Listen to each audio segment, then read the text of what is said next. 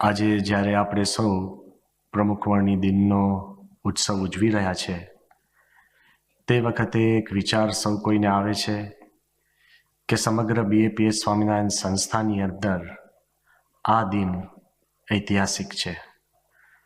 પણ ન કેવળ આપણા સંપ્રદાય પૂરતો, સમગ્ર આધ્યાત્મિક વિશ્વની અંદર પણ આ દિવસ એક ઐતિહાસિક કહેતા કે હિસ્ટોરિક છે. આપને પ્રશ્ન થશે કે કઈ રીતે, કે જ્યારે પ્રમુખ વર્ણીનો જે દિવસ હતો એ બ્રહ્મ સ્વરૂપ શાસ્ત્રીજી મહારાજે અમદાવાદની અંદર એક સામાન્ય પોળ, આંબલીવાળી પોળ, એમાં પણ એક સામાન્ય મકાન અને એની અંદર પણ એકાંતમાં વ્યક્તિગત રીતે મુઠ્ઠીભર સંતો અને મુઠ્ઠીભર હરિભક્તો સમક્ષ એક એકાંતની આવી એક ક્ષણ હોય, એ ઐતિહાસિક કઈ રીતે બની શકે?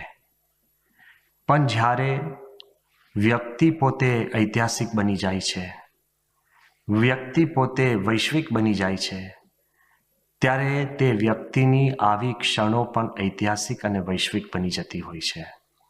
અને પ્રમુખ સ્વામી મહારાજે એમના એક વ્યક્તિગત પ્રભાવના કારણે, પુરુષાર્થના કારણે, હમણાં જેમ આપણે સાંભળ્યું કે સ્વામીએ એ પોતાનો સંપૂર્ણ દેહ સત્સંગ અને સત્સંગીઓ માટે અને સંસ્થા માટે કૃષ્ણાર્પણ કરી દીધો હતો, તો એ જ પ્રમુખ સ્વામી મહારાજે પોતાની તે દિવસની જે પ્રાર્થના છે, તો સ્વામીએ જે વાત કરી હતી એની અંદર એક બીજી વાત પણ પ્રમુખ સ્વામી મહારાજે કરી છે. સ્વામીએ કહ્યું કે અક્ષર પુરુષોત્તમ જ્ઞાનરૂપી બગીચો જે આપે ખીલવ્યો છે, તેની અભિવૃદ્ધિ થાય એની માટે હું દરરોજ ખંત દઈ અને કાળજીપૂર્વક સેવા કરીશ. આ એક ભાવના નથી અને ભાવાર્થ નથી, પણ સ્વામીશ્રીની એક મેઇન પ્રિન્સિપલ, એમનો એક કોર વેલ્યુ હતો. પ્રમુખ સ્વામી મહારાજે સમગ્ર સંપ્રદાયનો જે વિકાસ કર્યો છે, એમાં કેવળ એમની દિવ્યતા નહીં, પવિત્રતા નહીં, નમ્રતા નહીં, પણ તે ઉપરાંત પણ સ્વામીશ્રીની એક ભાવના હતી, સંપૂર્ણતા. ખંત દઈ અને કાળજીપૂર્વક, with care and compassion, passion and perfection. આજે પણ જ્યારે આપણે સંપ્રદાયની અંદર જોઈએ છે, તો ઠેર ઠેર સંતોના જીવનમાં, સત્સંગીઓના જીવનમાં, આપણા કાર્ય કરવાની પદ્ધતિની અંદર, કે આપણી નાની મોટી પ્રવૃત્તિ હોય, પછી મંદિરો હોય, પ્રતિષ્ઠા હોય, ઉત્સવો હોય, કે સામાન્ય બૂટ ચંપલ કાઢવાની સુવ્યવસ્થા હોય, એ બધાની અંદર યુ વિલ ફીલ અ પ્રમુખ સ્વામીનેસ. We can feel his fingerprints everywhere. We can see his eye prints in everything. And we can experience his DNA prints in you and me and everyone. જ્યાં જુઓ ત્યાં તમને પ્રમુખ સ્વામી મહારાજની એક આભા અને એમનો એક પ્રભાવની અનુભૂતિ થયા જ કરે છે. એ પછી જ્યારે આપણે કોઈ પ્રસાદનું બોક્સ પેક કરતા હોય, તો સ્વામી કેવી રીતના કરાવતા, ખખડાવીને પણ કેવી રીતના આપતા, કોઈક વ્યક્તિ આવે અને ભાવે આપતા. આમ જોવા જઈએ તો આપણી એ બૂટ ચંપલ કાઢવાની રીત હોય, કે સ્ટેજ ઉપર ખુરશી ગોઠવવાની રીત હોય, કે કોઈ સ્ટેજ ઉપર મહાનુભાવો આવે તો એની શાલ કઈ પ્રકારની, કઈ રીતે ઓઢાડવી, the elegance, the dignity, the beauty જે સ્વામી આખા એક ધર્મની અંદર આપી છે. એ પછી સ્વચ્છતા હોય, મંદિરના શિખરો હોય, કે કોતરકામ કેટલા ઊંડા કરવા, કે પછી પિલર્સ કહેતા કે થાંભલાની કઈ સાઇઝ રાખવી, એ પછી ખીચડીનું બોક્સ હોય, કે પછી મગસ કેવી રીતના કરવો, કે સ્વામીએ આપણને નાનામાં નાની રીત, એ પછી ડ્રાઈવરને જમાડીને મોકલવા, કે કોક આવે એની સુવાની વ્યવસ્થા કરવી, કોઈ આવે તેના ઉતારાનું ચેકિંગ કરવું. આ બધું જ જે આપણા એક લોહીમાં છે, જે સંપ્રદાયના મેઇન પ્રવાહમાં છે, એ બધી જ જગ્યાએ તમે પ્રમુખ સ્વામી મહારાજનું પરફેક્શન જોઈ શકો છો. મને એ પણ યાદ છે કે 2011ની સાલમાં જ્યારે સ્વામીશ્રીની ઉંમર 90 વર્ષની હતી, અને તે વખતે મુંબઈમાં સ્વામી સવારે સભામાં પૂજા કરવા આવ્યા, અને મહાનુભાવોની અંદર એન રવિચંદ્રન, ઇન્દોર IIMના ડાયરેક્ટર, અને બહુ જ મોટા મેથેમેટિશિયન અને સ્ટેટિસ્ટિશિયન, બુદ્ધિશાળી, પ્રભાવશાળી, અને જ્યારે સભામાં બેઠા હતા અને સ્વામીની જે બધાને સંતોને ખ્યાલ છે, હરિભક્તોને, કે સ્વામી જેવા સ્ટેજ ઉપર આવ્યા અને નિર્ભય સ્વામી આમ પાઠ ગોઠવતા હતા, અને સ્વામીની આ ખાસિયત જે આપણે સૌએ જોઈ છે કે જેવા આમ બેસે અને સ્વામી પછી આમ જે સ્વામી કરતા કે પાઠ થોડીક આમ ખસેડો, ઊંચી કરો, આમ કરો, વાંકી કરો, સીધી કરો, પછી હાથ આમ કરતા, આવું સ્વામીએ કર્યું. અને તરત જ રવિચંદ્રને અમને પૂછ્યું કે વોટ ઇઝ ધીસ ડુઇંગ, કે આ શું કરી રહ્યા છે, આ કોઈક સવારની કાંઈક એવી એક રિચ્યુઅલ છે? મેં કહ્યું ના, બાપા આવ્યા અને આ જે પાઠ છે એ આમ બહુ પરફેક્ટ એ ગોઠવે છે. એટલે કે આ ગોઠવવાનું એટલે કે ના, મેં કહ્યું સ્વામીનું એક ખાસિયત છે એ કે રોજ કરે છે, મેં કહ્યું ઘણી વાર કરે છે. તે વખતે એક વાત કે બોલ્યા આ તદ્દન બહારની વ્યક્તિ, અને એને કહ્યું કે વાવ, કે if he can align his puja inch by inch, જો એ પોતાની રોજની પૂજા ઇંચે ઇંચ એને સુવ્યવસ્થિત કરતા હોય at this age, then I'm sure he will not allow this institution to divert even by a millimeter. કે જો પ્રમુખ સ્વામી મહારાજ ઇંચે ઇંચ એમની સવારની પૂજા ગોઠવી શકતા હોય તો આ સંપ્રદાય કે સંસ્થાને એક મિલીમીટર પણ ફંટાવા દેશે નહીં. આ આપણને ખબર પડે કે કેટલું બધું સ્વામીનું પરફેક્શન. આપણે તો ઘણીવાર સવારે પૂજા કરતા હોય તો કપાળ વળી ગઈ, કાપડ વળી ગયું, મૂર્તિ થોડી ગાડી ગોઠવાઈ ગઈ, શિક્ષાપત્રી વાંકી થઈ ગઈ, વી ડોન્ટ માઇન્ડ. પણ પ્રમુખ સ્વામીનો જે સ્વભાવ હતો એકદમ પરફેક્શન ઇન એવરીથિંગ.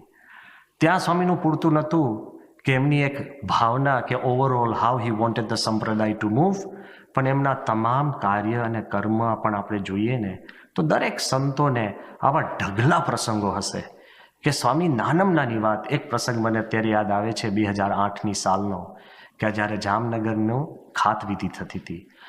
સૌ કોઈને ખ્યાલ હશે કે જામનગર એક બહુ મોટો ઇતિહાસ, કે ભારત સ્વતંત્ર થયા પછી કોઈ પણ એરફોર્સ બેઝની નજીક કોઈ પણ સિવિલિયન બિલ્ડિંગને પરમિશન મળી હોય એમાં આપણું આ જામનગરનું મંદિર. વ્યવસ્થિત રીતે પરમિશન, સરકારી અધિકારીઓ બધા હાજર રહેવાના હતા, એરફોર્સના એર કોમોડોર પણ પોતે હાજર રહેવાના હતા. અને બધાની હાજરીની અંદર જ્યારે ખાતવિધિ થવાની હતી એટલે ઓબ્વિયસલી પ્રમુખ સ્વામી એવા એક ગુરુ કે એ નાનામાં નાનું બધું આયોજન સમજાવે અને પછી પાછું એનું મોનિટર કરે. એટલે આગલે દિવસે રાતે સ્વામીએ અચાનક મિટિંગ બોલાવી. બધી જ મિટિંગ પતી ગઈ હતી કે કેવી રીતના કોને ક્યાં બેસાડવા, ક્યાં ગોઠવવું, કેવી વિધિ કરવી. તો એ સ્વામી અચાનક મિટિંગ બોલાવી. એમાં પછી ધર્મનિધિ સ્વામી અને અમે બધા હતા, અને સાથે સાથે સ્વામી ઘનશ્યામ પ્રસાદ સ્વામી, બ્રહ્મતીર્થ સ્વામી અને આપણે શ્રુતિ પ્રકાશ સ્વામી બધાને બોલાવ્યા. અને પછી સ્વામીએ કીધું કે આ કેવી રીતના થવાનું છે. બધી વાત બધાએ ફટાફટ ફરીવાર સમજાવી. અને પછી સ્વામી કહે કે પણ હવે સવારના તો આપણને ખબર છે કે આ પૂજા પછી આપણા બધા હરિભક્તો તો સવારના વહેલા આખો પ્રસંગ છે, અને ત્યાંથી પછી સ્વામી કહે બધા ઘરે તો જવા નથી, બધા પોતપોતાના કામે ચડે. અમે કીધું કે હા બાપા, એટલે જ આપણે સવારના વહેલો રાખ્યો છે, એટલે કે બધા જઈને કામે ચડી શકે. તો સ્વામી કે હું એ જ કહેવા માગું છું, બધા કામે ચડવાના હોય તો જ્યારે આપણે પૂજા વિધિ થશે ત્યારે સ્વામી કે આપણે ચાંદલા બધા હરિભક્તોને કઈ રીતે કરવાના છે. હવે જ્યારે ખાત વિધિ હોય ત્યારે ખાત વિધિના પ્રસંગો, શ્લોકો, ઈંટો, આ તે પથ્થરો, એમાં બધાને ધ્યાન હોય. હરિભક્તોને મહાપૂજામાં ચાંદલા માટે આપણે બધા જ જાણીએ છીએ કે જે 2-3 સંતો બોલાય નહીં પણ ફ્રી હોય એને આપણે પછી કંકુની વાડકી અને ચોખા આપી અને બધાને ચાંદલા કરવા જાય. એટલે મેં કીધું બાપા, એ તો તે વખતે જે ત્યાં હાજર હશે એ સંતો જશે. સાહેબ કે એવું નહીં. મેં કીધું કેમ એવું નહીં? સાહેબ કે બધાને તમે ખ્યાલ રાખજો કે બધા અહીંથી કોઈ કપડાં બદલવા જવાનું નથી, બધા અહીંથી જ કામે જો ચડવાના હોય તો આપણે એવા સંતો રાખવાના સાહેબ કે પ્રેક્ટિસ કરાવવાની કે ચાંદલો વ્યવસ્થિત કરે, સાહેબ કે લપેડા ના કરે, ભેંસ ભડકામણો ના કરે. અને સ્વામી કે પછી એના પર જે ચોખા ચોટાડે, સ્વામી કે એ 2-3 જ દાણા હોય એટલા બધા ચોખા ના ચોટાડે કે પછી એના શર્ટમાં જતા રહે, આખો દિવસ ખૂંચે, કારણ કે શર્ટ કાઢવાના નથી, સીધા કામે જ. આટલું બધું ડિટેલિંગ, હુ વુડ થિંક?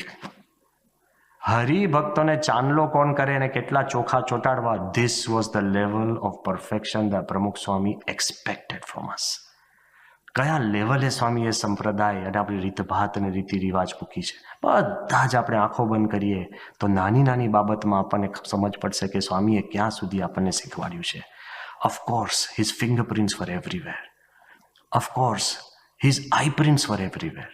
નાનામાં નાની વસ્તુ પર સ્વામી દ્રષ્ટિ રાખતા, perfection to the highest level. જ્યારે 2007માં સંસ્થાનો શતાબ્દી ઉત્સવ ઉજવાતો હતો અને તે વખતે બધાને ખબર છે કે આપણે જે 4 દિવસના મોટા ભવ્ય ઉત્સવ કર્યા હતા, બાળ દિન, મહિલા દિન, યુવા દિન અને પછી આપણે પ્રમુખ સ્વામીની જન્મ જયંતિ દિન. અને એ છેલ્લા દિવસે, જન્મ જયંતિના દિવસે 17મી ડિસેમ્બર, અને તે વખતે લગભગ 3.25 લાખ માણસો સભામાં હતા. Pin drop silence. એટલા બધા લોકો આ બાપાની દિવ્યતાથી પ્રભાવિત હતા. સ્ટેજ પણ ભવ્ય અને પહેલી રો પણ લગભગ 200-250 ફૂટ દૂર. અને તે વખતે આપણે પ્રોગ્રામની અંદર આયોજન એવું કર્યું હતું કે સ્વામીશ્રીના આખા જે બધા પ્રસંગો કહેવાય, વચમાં નાનો ડ્રામા આવે કે નાનું વિડીયો આવે, પણ અમુક વખત એવી વિડીયો હતી જે 7-8 મિનિટની હતી અને અંધારું હોય સ્ટેજ ઉપર. તે વખતે બાપાએ ધારો કે લઘુ કરવા જવું હોય તો જઈ શકે એવી વાત હતી. સ્વામી તો ખસ્યા જ નહોતા. આ ઉંમરે પણ સ્વામીશ્રી એકદમ સ્થિર થઈને બેઠા હતા અને જરાય મૂવમેન્ટ નહીં. એટલે જ્યારે 8 મિનિટની કંઈક વિડીયો આવે ને તે વખતે નાનચંદ સ્વામી મારી પાસે આવ્યા અને મને કહ્યું કે અત્યારે તમારે એવું હોય તો બાપાને જરા કહી આવો કે બાપા અત્યારે લઘુ કરવા જવું હોય તો જઈ આવે, કારણ કે સભા હજુ લાંબી ચાલવાની છે. એટલે મેં કીધું કે હા વાંધો નહીં. એટલે નાનચંદ સ્વામીએ મને કહ્યું એટલે હું સ્વામી પાસે ગયો ત્યાં સ્ટેજ ઉપર. સ્વામી આમ સ્ટેજ ઉપર આમ ભવ્યતાથી બેઠા હતા, અંધારું ઘોર થઈ ગયું હતું. અને તે વખતે મેં કીધું કે બાપા આપણે લઘુ કરવા જવું છે. તો સ્વામી કે કેમ? મેં કહ્યું એવું નહીં. મેં કહ્યું અત્યારે સ્વામી સમય છે, જો આપે જવું હોય તો અત્યારે જવાશે. અંધારું છે, કોઈને ખબર નહીં પડે, સ્ટેજ ઉપર બધા જોતા નથી અને સ્ક્રીન ઉપર જુએ છે, એટલે બાપા આપણે જઈને પાછા આવી શકાશે. સાહેબ કે પણ શું કરવા? મેં કહ્યું ના બાપા એવો આગ્રહ નથી. પછી બાપાને સમજાવવા માટે આપણે હવે કહું છું કે ઘણીવાર અમે સદગુરુ સંતોનું દ્રષ્ટાંત આપીએ. એટલે મેં કીધું કે બાપા આ સ્ટેજ ઉપર બેઠેલા તમામ સદગુરુ સંતો લઘુ કરવા જઈ આવ્યા છે, એટલે મેં કહ્યું આપે જવું હોય તો વાંધો નથી. એટલે બાપાને આમ કહેવાય છે થોડી હિંમત મળે કે હવે જઈ શકાય એમ. તો એકદમ ઠાવકાઈથી સ્વામી મને કહ્યું સાહેબ એવું નથી. મારી જમણી બાજુ સ્વામી કે કોઈ નથી ગયું અને મારી ડાબી બાજુના 3 જઈ આવ્યા છે. I was shocked. અમે જે નીચેથી સ્ટેજને સતત જોતા હતા એમને ખબર નથી, અને હકીકતમાં જેવું હતું કે સ્વામીની જમણી બાજુ મહંત સ્વામી બેઠા હતા, કોઠારી બાપા બેઠા હતા અને ઈશ્વર સ્વામી. એ ત્રણેયમાંથી કોઈ લઘુ કરવા ઊભા થયા નહોતા. અને બાપાની ડાબી બાજુ એ આપણે ડૉક્ટર સ્વામી, ત્યાગવલ્લભ સ્વામી અને વિવેક સાગર સ્વામી, એ ત્રણેય જણ લઘુ કરવા જઈ આવ્યા હતા. ઇમેજિન, આટલા મોટા ઉત્સવમાં લાખો માણસો બેઠા છે અને આટલો બધો ભવ્ય ઉત્સવ ચાલે છે, એમાં કોણ લઘુ કરવા જાય છે એ પણ સ્વામી જાણે છે. He is I prince. પરફેક્શનવાળી દ્રષ્ટિ, પરફેક્શનવાળું કાર્ય અને પરફેક્શનવાળી સ્વામીની ભાવના. અને એથી જ આપણે જોઈએ છીએ કે આખો સંપ્રદાયને સ્વામીએ કંઈક એક જુદા લીગ ઉપર મૂકી દીધો છે. આપણી જવાબદારી કેવી થાય છે કે જ્યારે 2000ની સાલમાં પ્રમુખ સ્વામી મહારાજના પ્રમુખ વર્ણિ દિનના 50 વર્ષ ઉજવાતા હતા અને અમદાવાદની અંદર સ્વામી સવારના આપણા જે યોગીજી મહારાજના હાથનું જે સર્કલ છે એનું ઉદ્ઘાટન કરી અને પછી આંબલીવાડી પોળ ગયા. આંબલીવાડી પોળમાં સ્વામી એકદમ ભાવ વિભોર થઈ ગયા, દર્શન કરી, સ્મૃતિ કરી અને પછી ત્યાં આંબલીવાડી પોળની અંદર જ નાનું સ્ટેજ, ભર ગરમી, અને એ સ્ટેજ ઉપર સ્વામી આવ્યા. અને તે વખતે સ્વામી જે ભાવમાં હતા તે વખતે અમે ત્યાંથી સ્વામી કાલુપુર દર્શન કરવા જવાના હતા જૂના મંદિરમાં. અને જતા પહેલા સ્વામી અમે બધા ઊભા હતા અને તે વખત જતા હતા અને પસાર થતા ત્યારે સ્વામીએ એક બહુ સારી વાત કરી. સ્વામી કે શાસ્ત્રીજી મહારાજે આપણને અપનાવ્યા એ આપણું ભાગ્ય, અને શાસ્ત્રીજી મહારાજની અને સંસ્થાની છેલ્લા શ્વાસ સુધી સેવા થાય એ આપણું અહોભાગ્ય. સત્પુરુષે આપણને અપનાવ્યા એ ભાગ્ય, અને સંસ્થા અને સત્પુરુષની અખંડ સેવા થાય એ આપણું અહોભાગ્ય. આ જ ભાવનાથી સ્વામીએ આખી જિંદગી સેવા કરી છે. અને હું એટલા માટે આ વાત કરું છું કે સ્વામીએ પણ આપણને અવસર આપ્યો કે આ પ્રાર્થના કહો કે પ્રતિજ્ઞા કહો એ કેવળ પ્રમુખ સ્વામીની પ્રાર્થના અને પ્રતિજ્ઞા નથી, પણ સત્પુરુષ માત્રની. મહંત સ્વામીની પણ પ્રાર્થના અને પ્રતિજ્ઞા આ જ છે. અને આગળ ઉપર ગુણાતીત સત્પુરુષની પણ પ્રાર્થના અને પ્રતિજ્ઞા આ જ રહેશે. કારણ કે જે પ્રમુખ સ્વામી મહારાજ જે આટલા પરફેક્શનિસ્ટ, જેમની દ્રષ્ટિ, જેમની વિચારસરણી, જેમની કાર્ય પદ્ધતિ, એ જ પ્રમુખ સ્વામી મહારાજે યોગીજી મહારાજે તો આપણને મહંત સ્વામી ઓળખાવ્યા, પણ પ્રમુખ સ્વામીએ આપણને મહંત સ્વામી મહારાજની ભેટ આપી છે. અને એ જ પ્રમુખ સ્વામી મહારાજે જે આપણને દ્રષ્ટિ આપી છે, તો આપે આ પ્રમુખ સ્વામી મહારાજની પ્રતિજ્ઞા છે, એ જ ગુરુહરિ મહંત સ્વામીની પ્રતિજ્ઞા છે. એમાં આપણે સૌ કોઈ ભળીએ, વફાદારીથી છેલ્લા શ્વાસ સુધી આપણે સંસ્થા અને સત્પુરુષની સેવા કરી શકીએ. એ જ આજે પ્રમુખવરની દિનને ખૂબ અંતરથી પ્રાર્થના.